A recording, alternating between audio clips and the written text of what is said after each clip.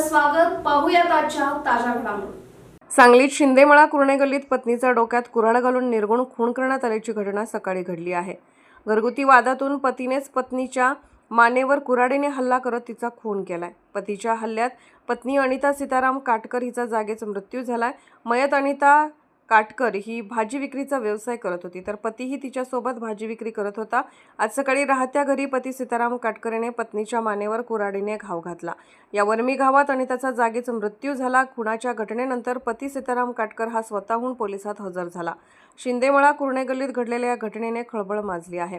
पहाटे 5:30च्या सुमारास खुनाचा प्रकार घडला आहे. घटनेनंतर संजयनगर पोलिसांनी घटनास्थळी धाव घेत मृतदेह उत्तरीय तपासणीसाठी शासकीय रुग्णालयात दाखल केलाय. घरगुती वादातूनच खून झाल्याचं बोललं जात आहे. राजकीय, सामाजिक, आर्थिक असा सर्व घडामोडींचा आढावा पाहायला विसरू नका SB न्यूज चॅनल आणि नक्कीच सबस्क्राईब करा.